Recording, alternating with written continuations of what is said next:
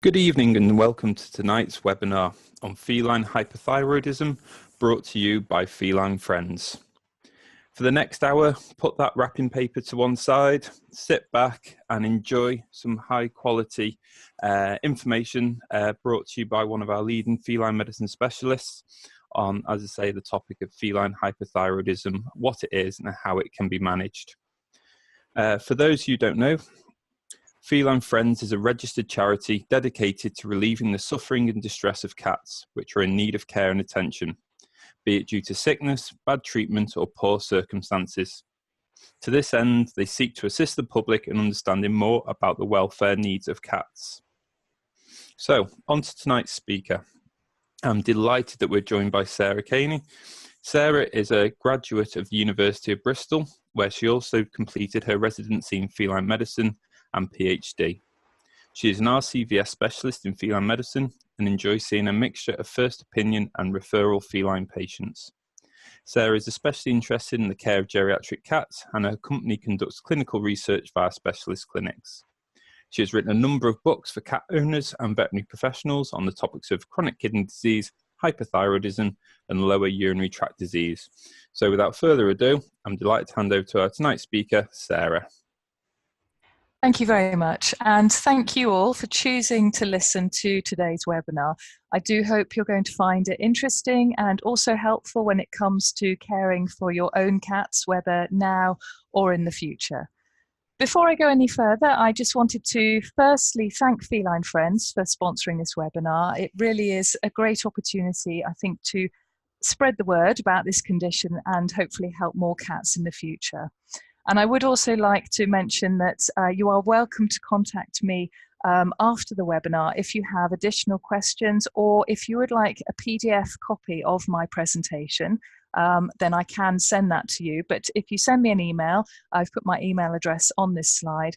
As long as you mention that it's a Feline Friends webinar on hyperthyroidism, I will know which presentation you're after and be able to get that to you. You heard a little bit about me in the introduction there, so this slide just summarises a little bit about me and echoes really the sorts of things you've already heard, with a few additional comments to make. Firstly, the pictures on this slide are all book covers of books which are published by my business, Vet Professionals, and the website vetprofessionals.com also has a lot of information and resources which are free to access. So the books you do have to pay for, I'm afraid, and they're available in print and electronic form and relatively inexpensive, so hopefully still of interest. But there is also a lot of technical information aimed at pet owners as well as veterinary professionals available on the website. And if you look at the top menu, helpful info, and then come down to the free downloads and the video guides, you'll be able to access those resources. You do have to register to access them, but there is no charge to doing that. And lastly, as you've heard a little bit in the introduction, I do some research, and this is actually primarily currently in the form of online owner surveys. And I would like to take this opportunity to thank any of you that have been involved in any of the surveys that we've done through the website. We've typically had really brilliant response rates to our call for people to participate. So some of our surveys have been completed by thousands of cat owners. And I would like to say thank you if you have participated. And if you think you might be interested in taking part, then again, have a look at the website. The surveys is the top menu item to look for in this situation. You can read about the research that we've already done. You can also see what surveys are currently open. And if you're interested in hearing more, you can also sign up to be notified of future surveys.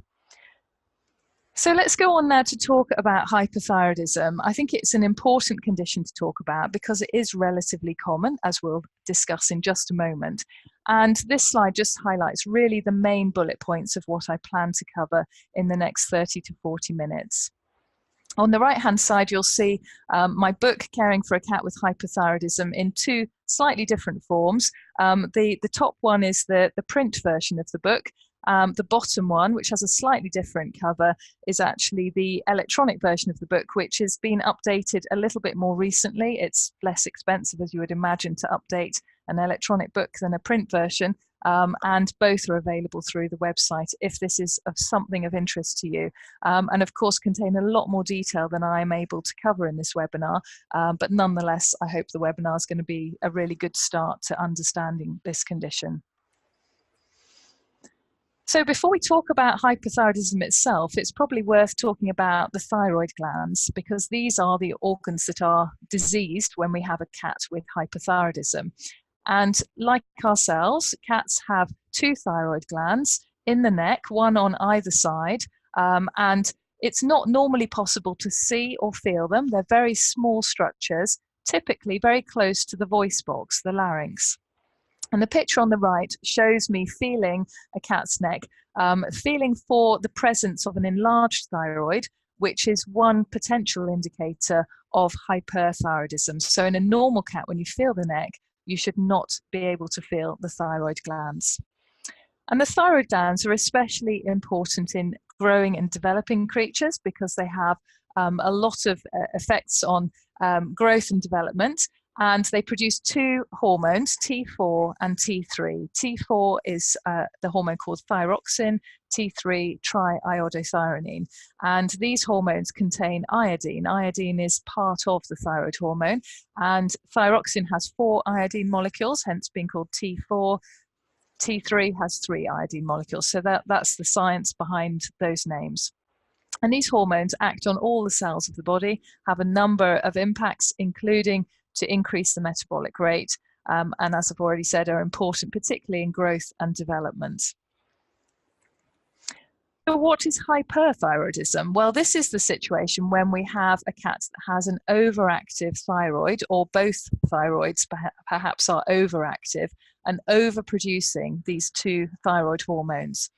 And most commonly, hyperthyroidism is usually due to overgrowth of that thyroid tissue, a benign situation, so not a cancer. This is not something that typically is going to spread, but just the thyroid has, for whatever reason, we don't fully understand, disengaged from the normal mechanisms that keep it under control in the body and started to work autonomously, so under its own steam, to overproduce these thyroid hormones.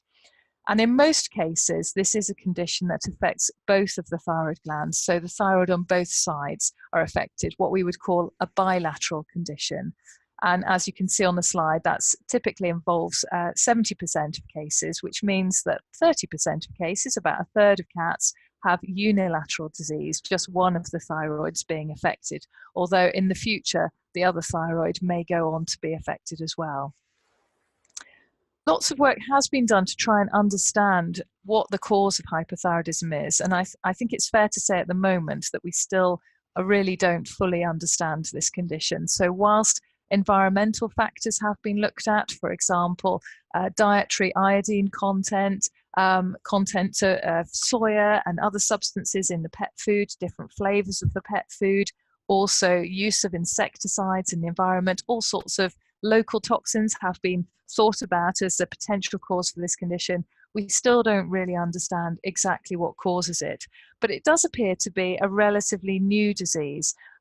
When researchers first discovered this disease, it was actually the late 1970s, and they then went back and looked at thyroid material that had been collected from cats that had died in the decades previously, and found no evidence of this disease existing before that time point. So we don't really understand exactly why this condition exists and what is causing it.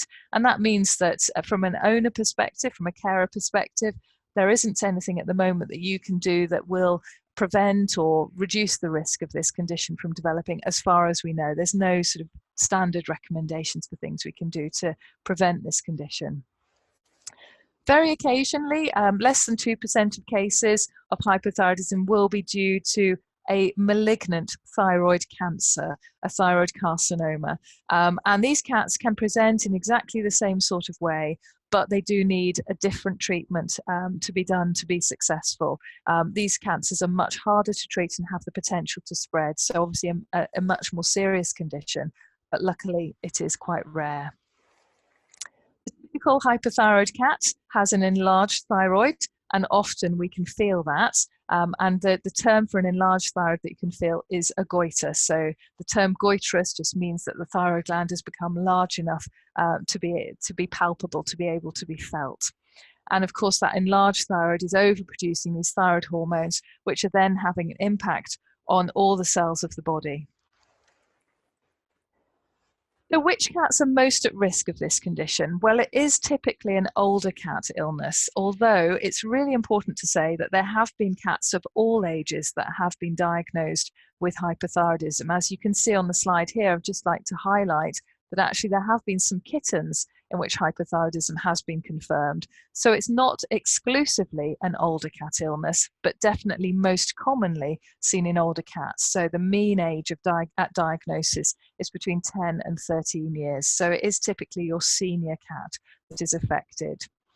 Most studies have suggested that approximately equal numbers of males and females are affected. A couple have suggested slightly more females affected, but it's pretty close to 50-50. It's maybe 52-48, something like that. So both male and female cats affected. Some breeds of cats less frequently affected. So interestingly, Siamese cats less commonly develop hyperthyroidism. It still does happen in the Siamese breeds, so it is possible, but they seem to have a little degree of protection from this condition. And overall, it affects about 10% of cats over the age of 10 years. So that 10% of cats over the age of 10 is a nice, easy figure to remember. And because of that prevalence, 10% is, a significant number of cats. We are encouraged as professionals to recommend to you routine screening for hyperthyroidism in cats aged 11 years and over. And that's a recommendation which has been made by the charity International Cat Care, icatcare.org, that produces a lot of information and guidelines on care of cats, and I think is a really sensible guide to helping us identify this condition at the earliest possible opportunity, so we can hopefully have the best possible outcome for any cat diagnosed with hyperthyroidism. Signs that are present in a cat with hyperthyroidism do vary. This is a disease that starts quite gradually, so the early stages, the signs may be quite mild, but if left untreated, they will become more noticeable. And also, if the cat has other concurrent disease, so additional disease, which of course many elderly cats are vulnerable to other illnesses, then that can make their clinical signs more noticeable. For example, if the cat has kidney problems as well as thyroid problems, they are likely to lose weight more quickly. So what are the typical signs that you might see in your cat at home?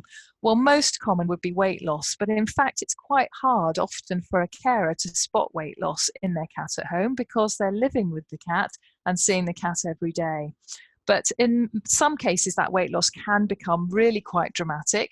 And Anna, the cat on the right-hand side, pictured here, you can see from this photograph, which was taken the day before she came to see me as a referral patient, and her owner very, very worried about her and thought, I may not see my lovely cat again. This was, the last photo that she took before bringing her in to see me.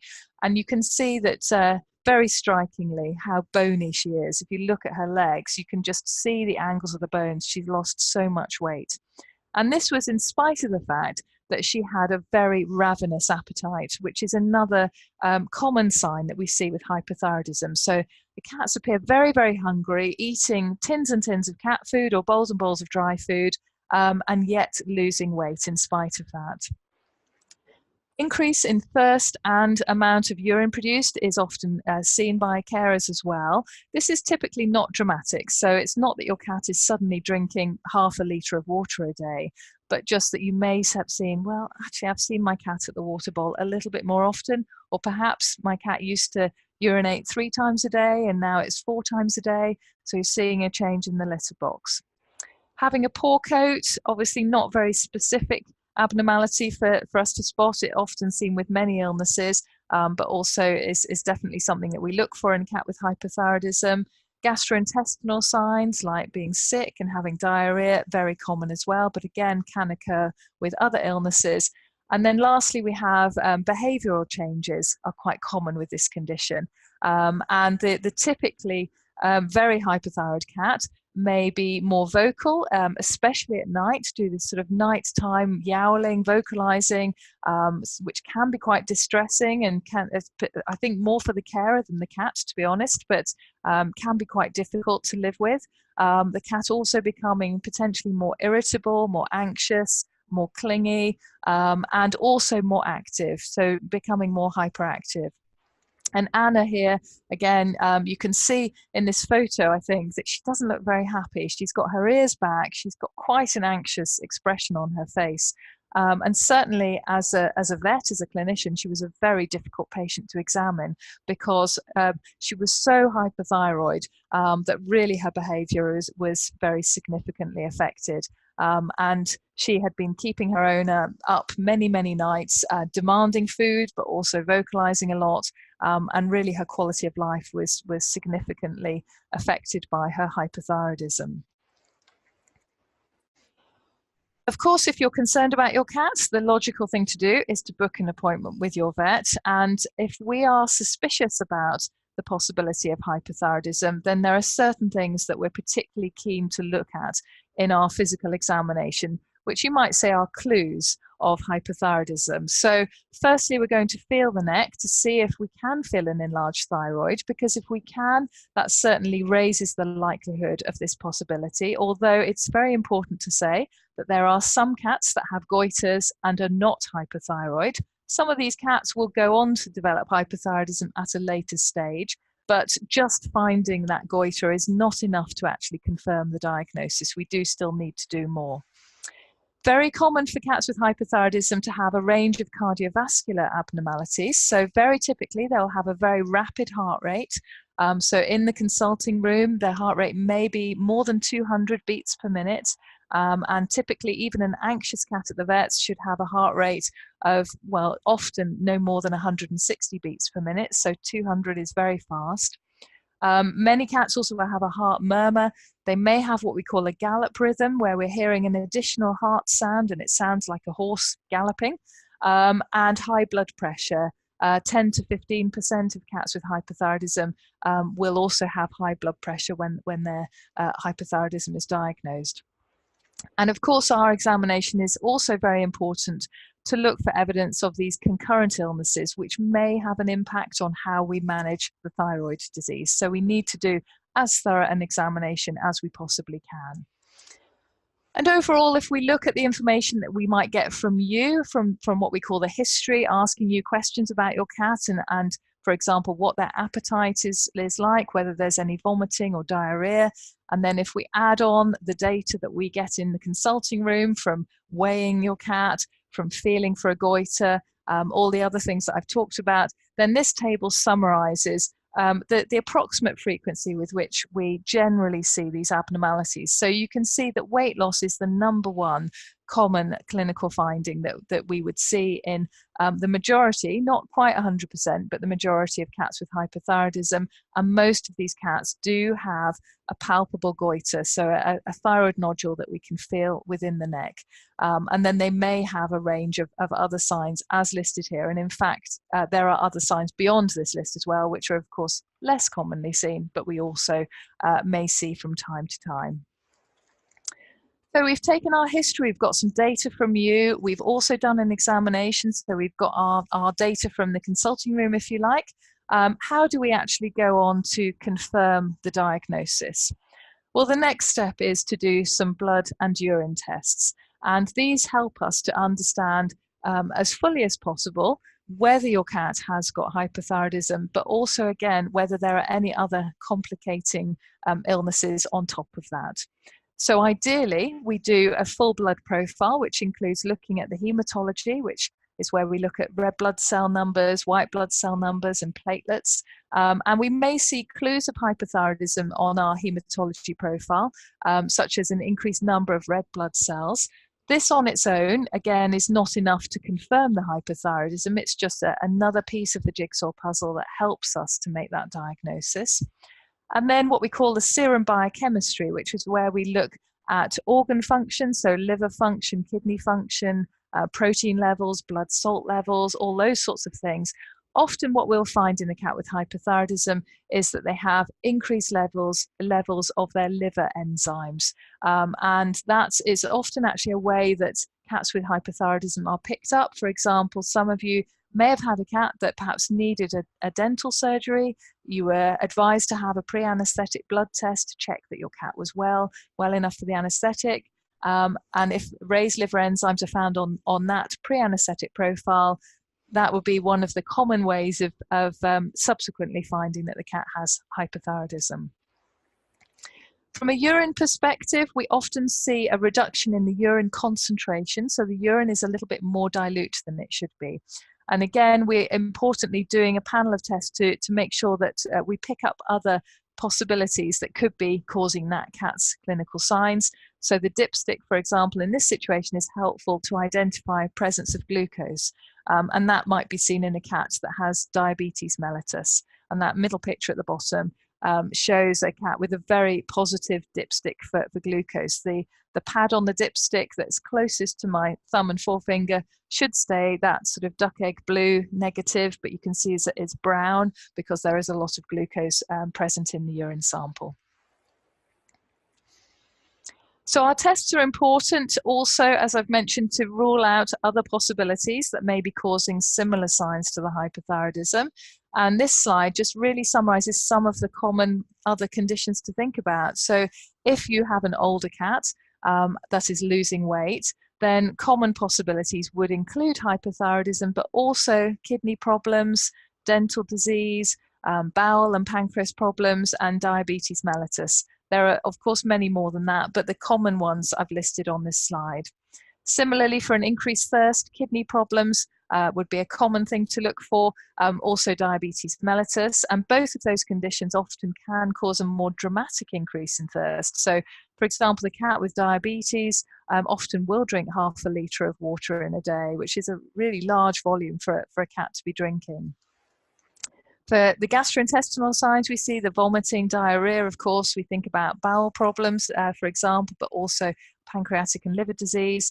And then lastly, behavioral changes, the irritability, the anxiety, the nighttime vocalization. We would want to also consider possibilities such as raised blood pressure. Systemic hypertension is where your blood pressure is high, and cognitive dysfunction syndrome, which is the cat equivalent of Alzheimer's disease, so a feline cause of dementia in cats. But as far as the hypothyroidism is concerned, the next step is, of course, to confirm that diagnosis, and usually this is actually quite straightforward to do. We collect a blood sample, and either within the clinic or at our reference laboratory, we can measure levels of T4, thyroxine, and most cases, certainly more than 90% of the time, we will find in a cat that does have hypothyroidism that their T4 levels are very high. So it's usually a very straightforward, very clear-cut test for telling us the answer. But of course, like everything in medicine, whether it's human or feline, there are always some patients where making a diagnosis is not quite as straightforward, and we can sometimes have both false positive and false negative results, meaning that in some situations your vet may say to you, for example, I think your cat has hyperthyroidism, but the T4 test has come back as normal. So we need to either repeat that T4 test, or we need to do a bigger thyroid panel to try and confirm that diagnosis. But most cases, it really is a very straightforward single test that can make that diagnosis. Once we've made that diagnosis, we might want to think about other tests that may be helpful in terms of the management of our, excuse me, of our hypothyroid cat. And I would suggest that blood pressure assessment is really important. So where at all possible, all older cats should have routine blood pressure assessment, in my opinion, and also that of icatcare.org, because high blood pressure is potentially life-threatening, just as it is in people. Hypertension is often called the silent killer, and that's because signs of high blood pressure often are hard to spot until they're very, very serious. So we can look at the eyes to look at the blood vessels and the structures at the back of the eye for evidence of damage caused by high blood pressure, and we also can, as shown in that top picture, measure blood pressure in cats using a similar technique to that which is done in ourselves in our own GP clinics. This is a fairly straightforward procedure. And the cat in the picture here is actually a hyperthyroid cat called Winston. And you can see he's quite happy having a little bit of a cuddle while his blood pressure is assessed. And if we do find that the blood pressure is high, then it is actually very straightforward to treat. And there is a very good, well, actually a couple of very good licensed medications for management of high blood pressure in cats that are available through your vets. Other questions that often are raised are, do I need to do a heart assessment? Do I need to ultrasound the heart, what we call an echocardiogram? Because we know that it's very common to have a heart murmur, a gallop rhythm, this fast heart rate that I talked about earlier on. And indeed, if you leave the hyperthyroidism untreated, a number of cats will actually go into heart failure. So it really is very damaging to their heart. However, as you can see, I've put a white cross next to the heart assessment because for 99.9% of cats with hyperthyroidism, whilst if we ultrasounded their heart, we would see abnormalities, actually we don't need to do this because they don't need specific management of that heart problem. If we manage the hyperthyroidism, the heart will actually return to normal. The remodeling of the heart that happens in the hyperthyroid state will sort itself out. So unless the cat is actually seemingly struggling with their heart function, has signs of heart failure, we wouldn't normally need to do an ultrasound of the heart. And similarly, whilst the liver enzymes that I mentioned on the blood tests often are very high in a cat with hyperthyroidism, the liver still is actually working reasonably well, and we don't need to biopsy the liver or to scan the liver unless we have a particular concern, perhaps, you know, that the liver enzymes are much higher than we would normally expect with hyperthyroidism, or there is something else that makes us worry about the cat's liver function. But in your standard hyperthyroid cat, we wouldn't need to pursue any sort of further liver diagnostics either. So now we have a cat that has hyperthyroidism. What are the management options? Well, there are 4 broad management options available to us. 2 of these are what I've called reversible management. So these are treatments that need to be given for the rest of the cat's life or whilst waiting for a potentially curative treatment option. And the advantage, of course, of the potentially curative treatment options, those shown in green here, is that they offer us the possibility of completely resolving the cat's hyperthyroidism with no need for any further treatment beyond that. But we'll talk about each of these treatments in turn. And in fact, a key thing to say at a very early stage is that they're actually, for any individual cat, is not a single perfect treatment. All of the treatments have advantages and disadvantages, as we'll talk about as we go through each of them in turn. And this table summarizes some of the considerations, and apologies for it being a very busy table, but really the key point here is that none of these things are perfect. If surgery or radioiodine is available, these potentially curative treatments, and if they go to plan, then I think that's brilliant. But of course, sometimes things don't always go to plan. There are good reasons for that, as I'll talk about with each of these treatments later on. Or the treatments just might not be available to you. And if you're listening, for example, some countries like Japan, radioiodine is just not available. It's not allowed. So this treatment option just might not be one that is at all possible for you and your cat.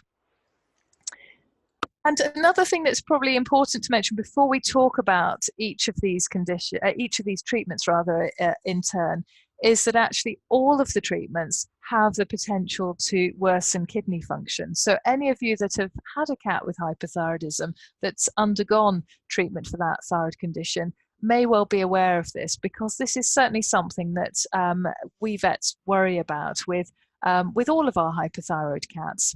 And the reason that this is a possibility is because if your cat has hyperthyroidism, this actually changes things in the body. And one of the things that it changes is the amount of blood going to the kidneys and the behavior of the kidneys themselves. And as you can see here, in the hypothyroid state, there is increased renal blood flow, increased blood flow to the kidneys, and increased glomerular filtration rate, which may mean that actually it appears like the cat's kidneys are working better. They're actually being forced to work harder. But from a superficial perspective, looking at some of the lab data that we have, it might look like the kidneys are actually better than they are. And unfortunately, that's very misleading, because the hyperthyroid state is damaging to the kidneys. And by overloading them in this way and sort of blasting through at high pressure, it actually contributes to loss of those kidney cells, which is permanent. So it's a problem for us to deal with. When we treat a cat with hyperthyroidism and we return their T4 levels to normal, their thyroid hormone levels to normal, what we call the euthyroid state, normal levels of thyroid hormone, we return that blood flow and that glomerular filtration rate to normal. And that, for most cats, is absolutely fine. But for some cats where perhaps their kidney function was not so good before treatment, this return to normal can actually unmask a kidney problem that wasn't evident before.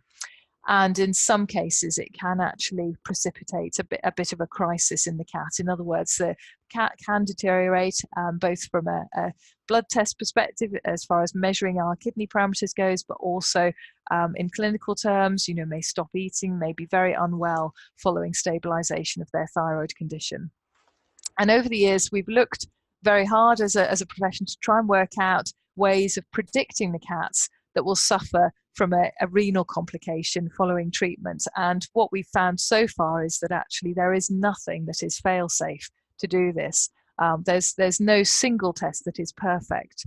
One test that more recently has appeared, and I think it has some usefulness, is something called the IDEX SDMA assay. And this is a marker for kidney function. And a study published quite recently showed that if your hyperthyroid cat had a high SDMA level before their hyperthyroidism was treated, then they're more likely to develop renal complications post-treatment. But unfortunately, if your cat has a normal SDMA pre-treatment, it doesn't guarantee that it's not going to have problems. In other words, some cats with the normal SDMA will still have problems post-treatment. So it's not a perfect test, sadly. And at the moment, really, the feeling amongst all specialists is that we should still aim to treat the hyperthyroidism optimally. We should treat it to our very best ability, because that is going to have the best impact on our cat's long-term progression with this condition, and hopefully support their kidney function to the best as well. So what are the treatments? Well, again, we have firstly the anti-thyroid medications, and you may recognize some of these pictures if you're based in the UK. These are the currently vet licensed products that we have available. Vidalta is a sustained release form of carbimazole, but all the others are thiamazole. But carbimazole, the Vidalta active ingredient, is actually converted to thiamazole in the cat. So essentially, you're giving the same product with all of these. And thiamazole works in the thyroid to just symptomatically block production of thyroid hormones. So it just stops that production of thyroid hormones, but you need to keep giving it to keep that hyperthyroidism under control. And most cats will have a normal T4 level within a couple of weeks of starting treatment.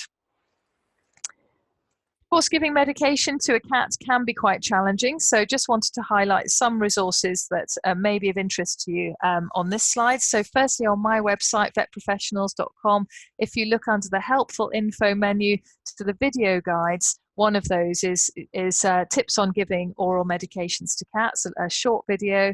There are also a couple of websites that have been developed by some of the pharmaceutical companies that manufacture treatments for hyperthyroidism, and I've included two of them on this slide as well, and they both have resources, some picture guides, some videos that show how to give a pill to a cat, which you might find helpful. Anti-thyroid medications have advantages and disadvantages. The main advantages are that they're very widely available. You don't need to hospitalize your cat to have treatment. It can stay at home.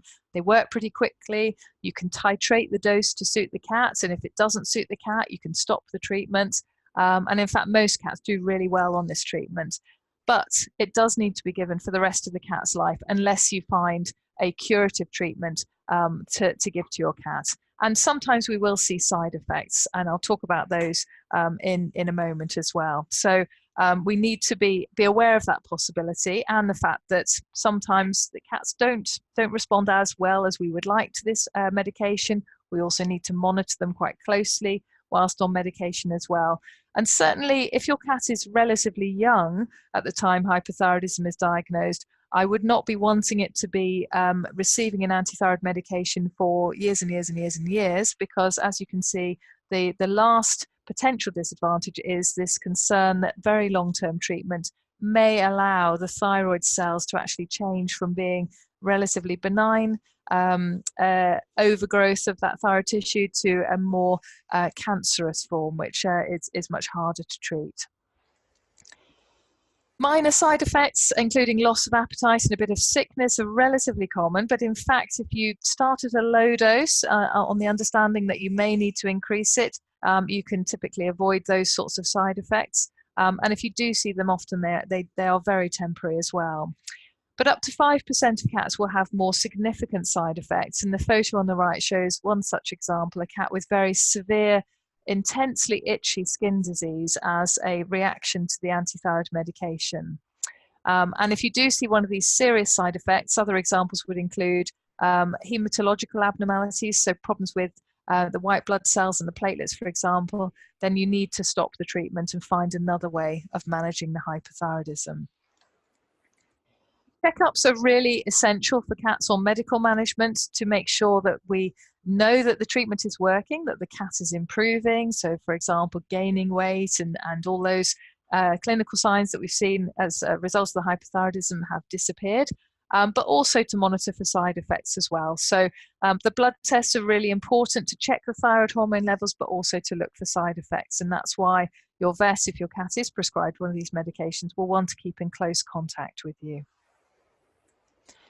Medical management is often very successful, and this just shows one cat, Foggy, whose owner entered him into a competition that we ran on my website quite recently, looking for owners of cats with hypothyroidism that had different treatments. And before treatment, I think you can see he looks a bit worried. His coat condition is quite poor. He's lost some weight, looks much more contented, happier, and heavier cat in the right-hand side picture. And Foggy received anti-thyroid medication as his treatment for hypothyroidism.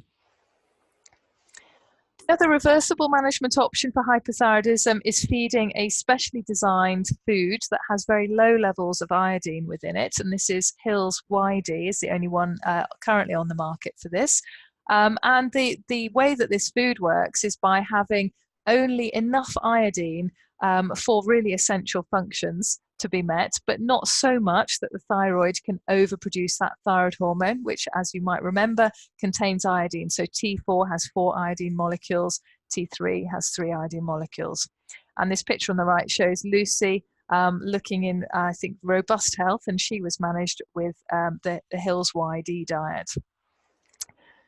The advantages of diet are, of course, that it's pretty easy. If you can sort of feed your cat better, that's absolutely brilliant. You don't need to worry about any drug-related side effects. You don't need to give additional medication. Again, if it doesn't agree with your cat for whatever reason, you can stop it. So that's all great. But the main downsides are firstly, compliance. So if your cat is receiving YD, but then goes and eats food at your next door neighbor's house, that food will contain iodine, and that will effectively destroy the impact of that iodine-restricted food. So you need to be very careful to ensure that your cat is 100% receiving that YD. And that makes it tricky as well in multi-cat households, because it's not recommended as a food for healthy cats.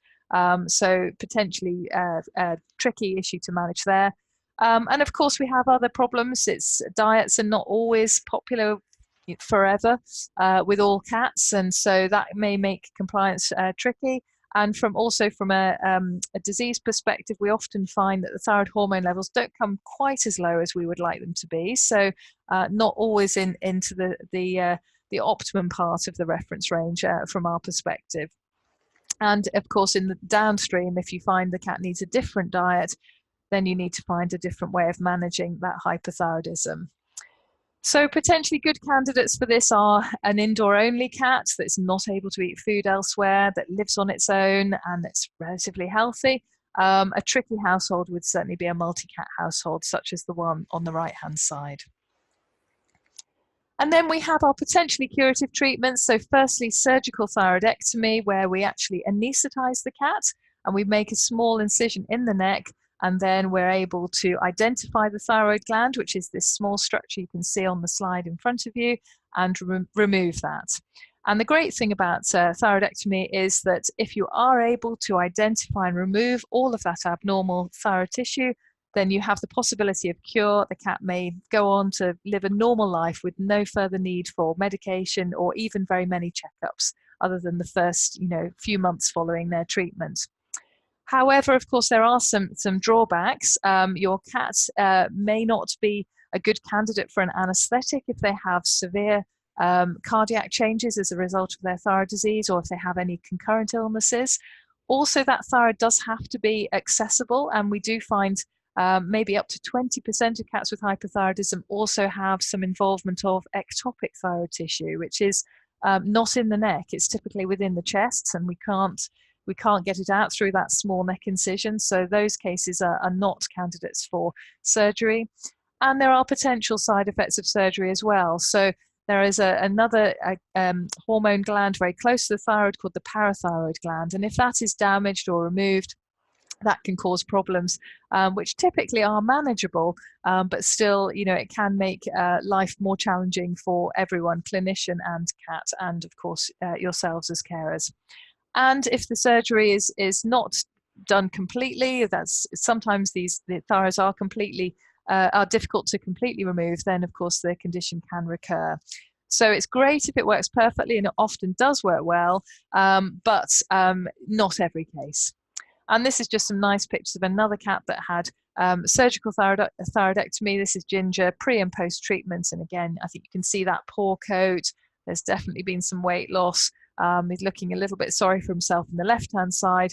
On the right-hand side, looking very plump and very content following thyroidectomy.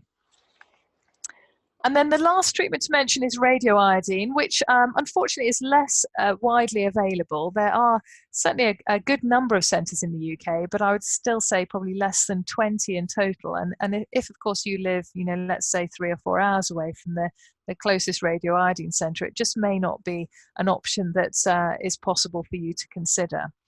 This treatment typically in the UK is given by an injection, and the injection is just under the skin, so like a booster injection or painkiller, antibiotics, all those sorts of injections.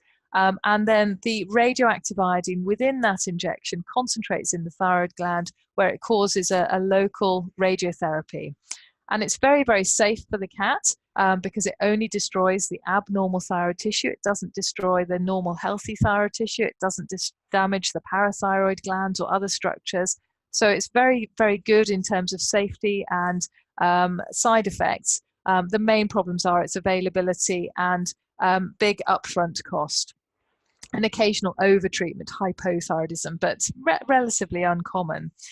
From a cost perspective, in general, if you look at the cost of treating a cat with hyperthyroidism, if your cat is treated medically with anti-thyroid medication for 2 years or longer, then you will have paid more money than radioiodine. So another way of potentially looking at things at the start of treatment is again having that discussion with your vet. Well, how well do you think my cat is likely to do? If they're young and fit and healthy, other than their hyperthyroidism, then maybe it's worth going for a curative treatment like radioiodine. And many specialists would say that this is their preferred treatment if available, and obviously if suitable for that particular cat.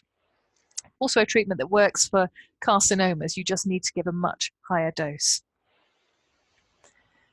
And this is Anna, the cat you saw earlier on. She had radioiodine, and I think you can see again dramatic difference in her following treatment. She's no longer this unhappy, anxious-looking cat, and she's looking very nicely covered. She's really filled out following treatment, and radioiodine has overall probably the best success rates, a 95% cure rate. So finally, what else do we need to worry about as a possibility with treatment? Well, overtreatment of hyperthyroidism can cause hypothyroidism, and iatrogenic means self-inflicted. So it's of course not the cat inflicting, it's us as a vet inflicting this on the cat, but we really want to avoid iatrogenic hypothyroidism, over-treatment of that hypothyroidism where possible, because we know from some good research that's been done at the Royal Vet College that this has a negative impact on the cat's lifespan, in particular due to kidney complications. So we need to be aware of it as clinicians, and I'm telling you about it as well because it's something your vets may discuss with you. Unfortunately, the signs of hypothyroidism are often very subtle in cats. And so I've got one really dramatic example, this cat called Coke, who's shown on this slide and the next slide. She had radioiodine and developed hypothyroidism. And the really dramatic thing that you can see here is that her ears are now bald. All the fur dropped out on her pinny, which are the ear flaps. And this is the most dramatic example I have seen. But if your cat starts to shed a large amount of hair, that would be something else that would make me think about hypothyroidism. A range of other sort of features on the left-hand side here I've put as well. So often a bit tricky to spot in a cat that's had hyperthyroidism before, because of course we want our cat to put on weight. So weight gain is often seen as a positive consequence of treatment of hyperthyroidism. We don't tend to worry about it, but if it is dramatic, then consider hypothyroidism, and also potentially have a chat with your vet about this complication as well. It's relatively straightforward to diagnose, so we can check hormone levels. We also look at levels of the thyroid stimulating hormone as an indicator of hypothyroidism. And most cases are actually quite straightforward to identify on these tests. And just that close-up picture shows again the dandruffy, scaly coat that Koki had, as well as those bald ears. And we can treat it. That's the important thing as well. So we can treat it with thyroid hormone. But overall, we want to avoid where possible. So certainly if we're using medical management, this is where titrating the dose comes in handy. So we want ideally for our cat to have thyroid hormone levels that are in the lower half of the reference range. And without sort of going too over the top in terms of micromanaging the cat, we want to give not too much anti-thyroid medication, not too little, but just right, hence that Goldilocks analogy. I think that it's very unlikely that any cat receiving the iodine-restricted food would develop hypothyroidism. As I mentioned a little bit earlier, on most of these cases, actually the thyroid hormone levels tend to stay in the upper half of the reference range. But it is a possibility, and of course, if you see it, you would need to withdraw that food and find another way of managing your cat's thyroid condition. And lastly, with those curative treatments, the important thing is that your vets will probably want to see you to check your cat's thyroid hormone levels following treatment to make sure that they've not developed hypothyroidism. And if it is seen, as I've already mentioned, we can treat with supplements as well. But it is relatively uncommon, I'm glad to say. So what's the long-term outlook for a cat with hyperthyroidism? Well, it does depend on the severity of their thyroid disease at the time of diagnosis, whether they have other complications, for example, high blood pressure or heart failure, and also whether they have other diseases like kidney disease. But as you've seen with the cases through the presentation, often the prognosis is excellent. So of all the conditions for your cat to develop, this is one of the better ones because there's so much we can do to treat the cats. And there is that possibility of cure, certainly with radioiodine and also with surgical thyroidectomy. So I hope I've not scared you or alarmed you talking about some of the sort of more serious sides of this disease. And I hope that that's been a useful introduction to hyperthyroidism.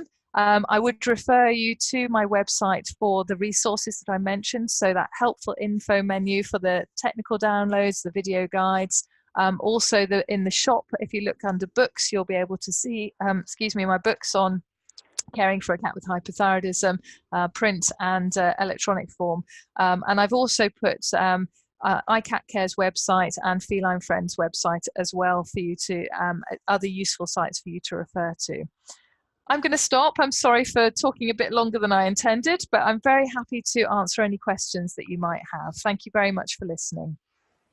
Thank you very much, Sarah. That was a fantastic presentation, and I think it's given those listening in a really good understanding of both from the veterinary side, but also as an owner, what to look out for and how to sort of manage that when they're at home as well. As Sarah says, we have got some time for some questions, so please do type the questions into the Q&A box or the chat box, and I will post some of them to Sarah. Let's see what we've got then. We've got a couple coming in. Obviously, this is for the the vet to monitor, but just from an owner's point of view, what would you say are normal T4 levels, Sarah?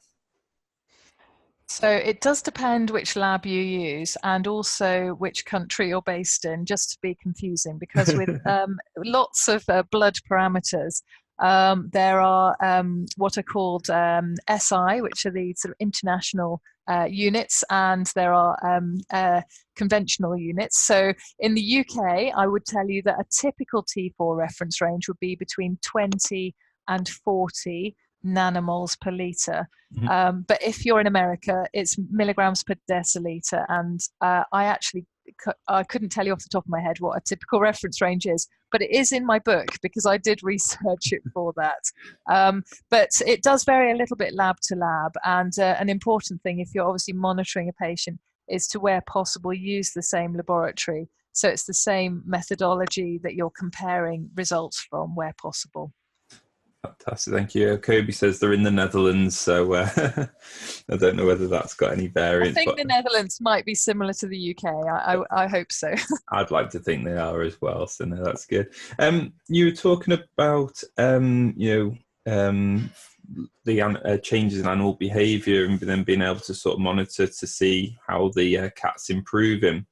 How long would you expect it take to be, once treatment starts, to start noticing changes, and would you recommend keeping a diary to be able to reference where you're at in that sort of process?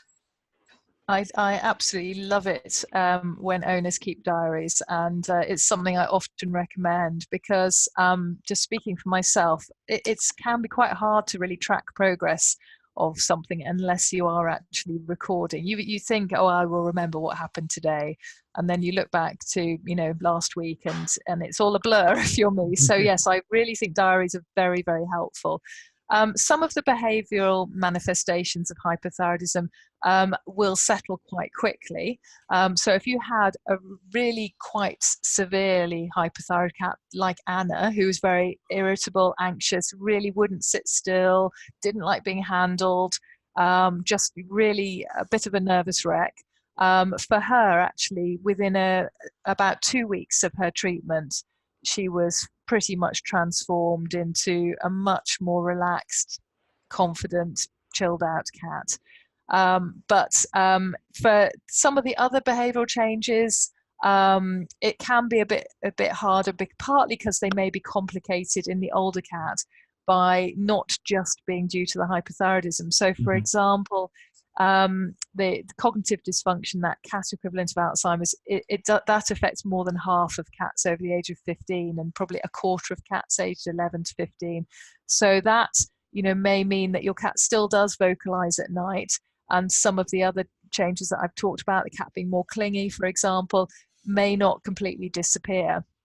But the signs related to hypothyroidism, sorry, the Microsoft auto update was one thing I didn't think to disable. Apologies for that. There's always something to add to your webinar checklist now. Yeah. But yeah, so some of the signs won't settle down, perhaps ever, because of that sort of complication. No problem. So, as I say, as you were saying, every cat differs, but there's key things you can just keep an eye out there for, which I think is the important. And owners know their cats best as well, don't they? So absolutely, and talk to your vet clinic, because if you have any sort of niggle, tell them about it, and if they think it's nothing to worry about, they will tell you, and they will never think, why are you bothering to tell me this? They will always be delighted to be involved. No problem at all. I've got a question here from Patricia. She's asking, which is the medication that are used to rub into the cat's ears? Are you familiar with that?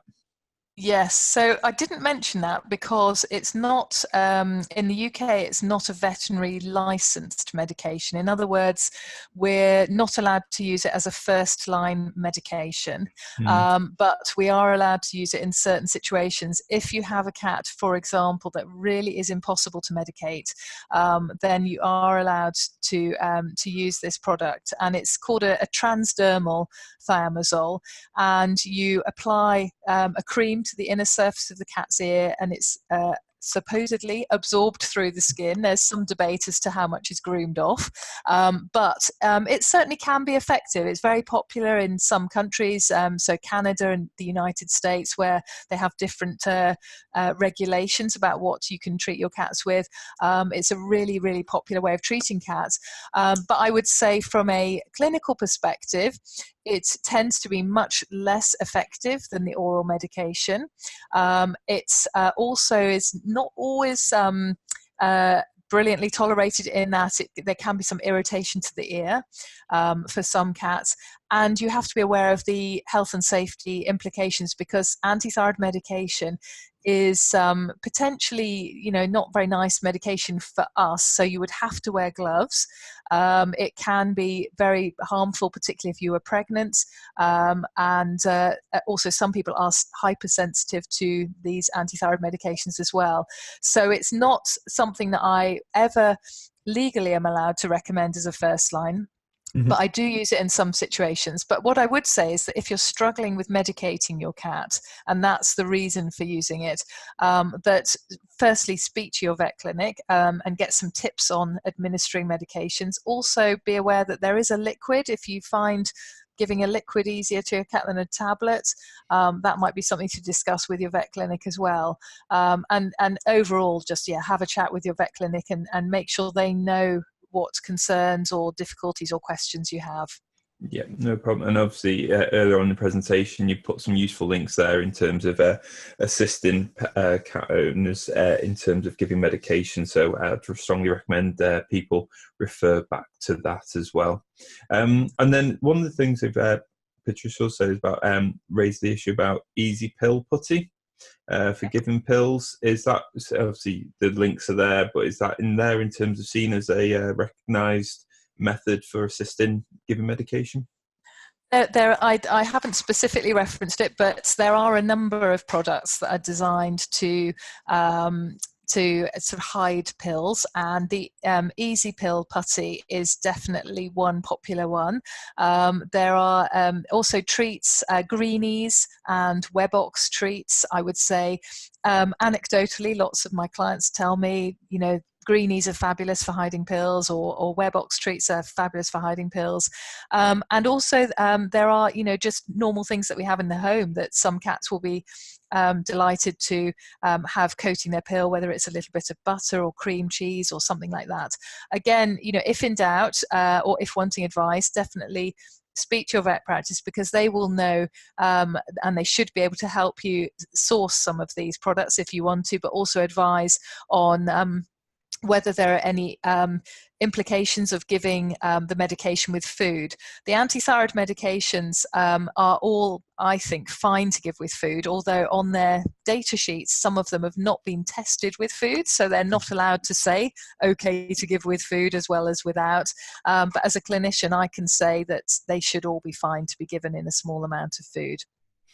No problem, that's great. Thank you very much. Having some great feedback coming here for you, Sarah. Thank you very much for this absolutely outstanding lecture. It was extremely clear and informative. Thank you very much for such an informative and clear presentation. Nicola in Warrington. There you are. Lisa from our team is also in Warrington listening today, so maybe next door neighbours. Brilliant. Thank you so very much from Sue Bellwood there as well. So some great comments coming in. Just one last one, I think, from me. You touched on the radioiodine treatment, and you said obviously the specialist centres. If it was felt that was the best treatment forward, or the one that the pet owner wanted to pursue, how do they go about that? Do they need a referral from their first opinion practice, and how do they sort of identify one that's in their locality? Yes, so this is something, again, I would say definitely speak to your vet about, because they should know. Cat's sat next to me. Your cat has heard a squeak. putting in a word there.